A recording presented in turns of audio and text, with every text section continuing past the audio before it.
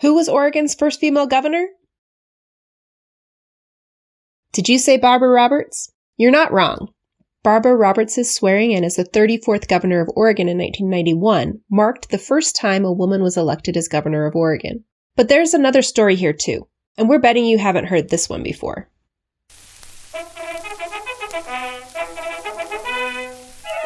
Recognized as the first female acting governor in the United States, Caralyn B. Shelton served as Oregon's governor during the transition between the terms of George E. Chamberlain and Frank W. Benson in 1909, 3 full years before Oregon women were granted the right to vote. In her 3-day tenure as acting Oregon governor, Caralyn B. Shelton demonstrated that a woman could execute the duties of the highest state office. Her story was told by newspapers all over the world at the time, but few today know her name and her remarkable story.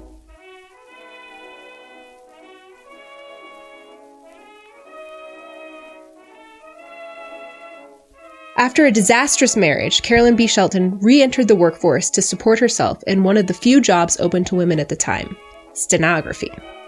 She quickly proved her mettle working at the law firm of an up-and-coming lawyer, George E. Chamberlain, and continued in his employ through his appointments as district attorney, attorney general, and eventually governor. At a time when women didn't even have the right to vote, Chamberlain helped Shelton push boundaries by appointing her as the first woman notary in the state in 1895, and promoting her to become the first woman to serve as a private secretary to a governor in Oregon in 1909. As George E. Chamberlain remembered of Shelton, "In the law office, she was as useful as a young lawyer would have been in preparing papers and looking after office business." George E. Chamberlain, 1909. What exactly is the difference between a stenographer and a private secretary? They are definitely not terms we see that much anymore. Stenographers worked to help dictate documents or turn speech into written word, took care of office paperwork, and were usually women. A private secretary, on the other hand, had more responsibility within the office. They would implement and communicate decisions, deal with personal and confidential affairs of a public figure, and in this time, were usually men. On January 19, 1909, Oregon Governor George E. Chamberlain was elected to the United States Senate. After a contentious election and threat of challenges, Chamberlain did not intend to relinquish the office of governor until he was officially sworn in as senator in early March.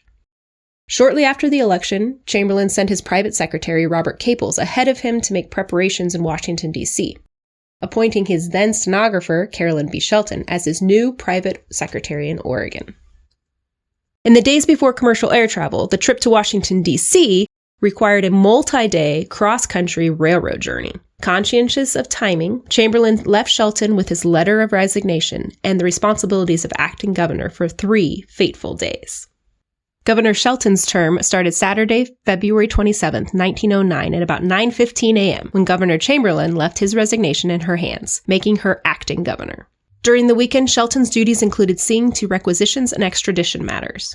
On Monday, March 1, 1909, Secretary of State Benson arrived at the State House in the morning to receive Chamberlain's resignation letter and take the official oath of office. When asked about the responsibilities by the Morning Oregonian, Shelton responded, "I shall try to show that a woman can conduct the affairs of a governor's office as well as a man can."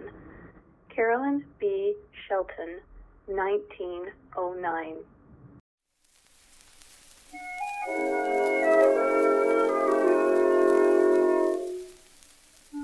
After her short term as acting governor, Caralyn B. Shelton headed east to Washington, D.C., where she resumed her role as private secretary, now to U.S. Senator Chamberlain. She also held positions of clerk for several U.S. Senate committees, including public lands, military affairs, and expenditures in the War Department.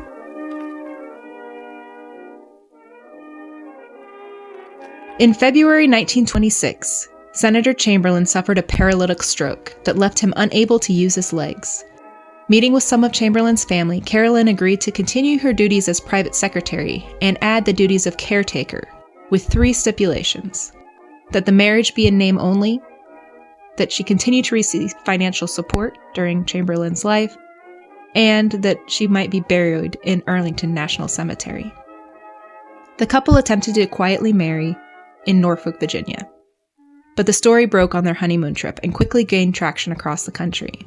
The marriage arrangement caused a great rift in the Chamberlain family.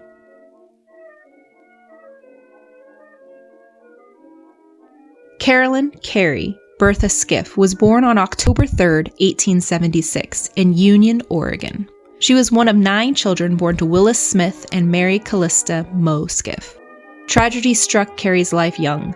When she was just 9 years old, her father disappeared under mysterious circumstances. Her mother died just a few years later. Carrie and 2 siblings lived with their older brother Orrin and his wife for a time until the court appointed guardianship of the girls to John W. and Delilah Shelton.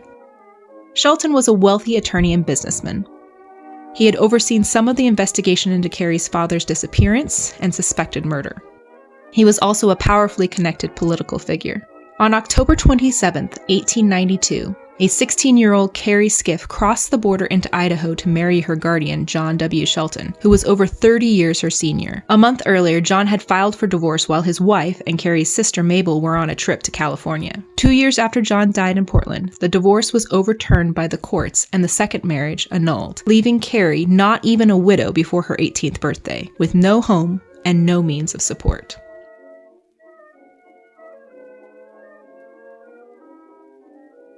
Oregon is only one of a handful of states that does not have a lieutenant governor. The next in line, should the governor be unable to fulfill their duties, is the Secretary of State. In practice, the governor's private secretary was commonly left in charge for short absences. Governor Chamberlain, a Democrat, won the popular vote in the primary election for United States Senator. The first time a candidate was selected from a non-governing party in the relatively new direct primary system Oregon had been trialing. However, the Republican-led Oregon legislature was still responsible for the official election. Tensions were high, and many maneuvers were suggested by Republicans in a bid to maintain power, including not showing up to vote and demanding Chamberlain promise to resign upon election, allowing then-Secretary of State Frank W. Benson, a Republican, to become governor. Benson was ill, and many Republicans feared that he would die before Chamberlain resigned, allowing Chamberlain to appoint a Democrat to the office. Despite the machinations, Benson survived and Chamberlain eventually resigned, but on his own terms and leaving his resignation letter with Caralyn B. Shelton. Shelton's time as acting governor came on the heels of a 1908 defeat to a women's suffrage measure in Oregon. Women's suffrage was a cause that Governor Chamberlain strongly supported. It was the 4th time the issue had been brought to Oregon's male voters, and the 4th defeat. The deliberate plan to leave Shelton as acting governor and the media maelstrom that would surround that event made a strong practical statement of support for women's expanded role in Oregon's government.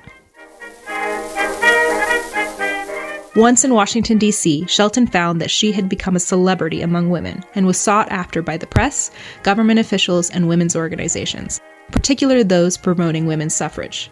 When the women's suffrage procession took place in 1913, she marched with them through the city to the U.S. Capitol building, and the very Senate offices she worked in daily. Not all news coverage was complimentary, and focused on appearance, not policy. Despite the example set by Caralyn B. Shelton over 100 years ago, women still do not proportionally fill government offices, in Oregon or nationally. The Center of American Women and Politics at Rutgers University reports women consistently make up less than 25 to 30% of elected officials nationally. We still have a long way to go.